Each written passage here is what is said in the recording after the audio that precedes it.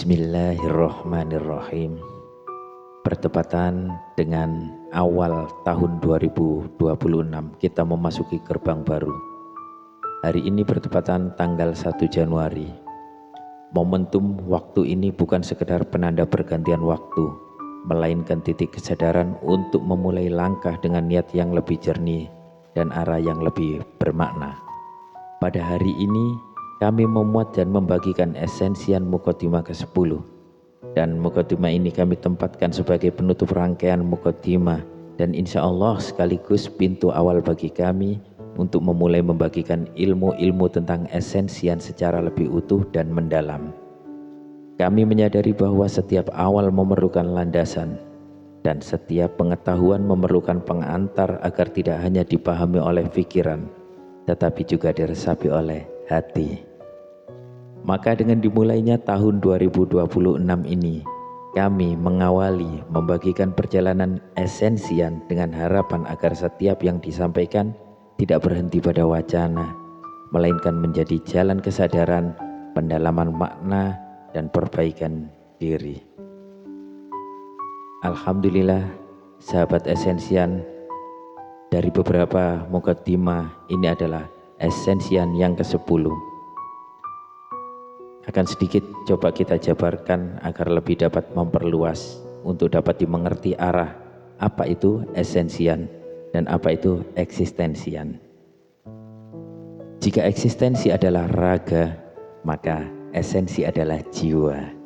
Jika eksistensi adalah tentang duniawi, maka esensi adalah tentang ukhrawi. Jika eksistensi adalah perjalanan agama, agamis atau religius, maka esensi adalah perjalanan batin hati atau jiwa. Jika eksistensi mempelajari hukum-hukum agama dan tata cara ibadah dan ritual, maka esensi mempelajari cara berjalan di atas ajaran itu dengan patuh dan tidak melanggarnya. Jika eksistensi adalah belajar pada taat aturan pada agama, maka esensi adalah belajar mendekat dan berakrab dengan Dia yang menciptakan agama itu sendiri. Jika eksistensi adalah proses mendekat kepada Sang Pencipta, maka esensi adalah merasakan kedekatan itu secara nyata.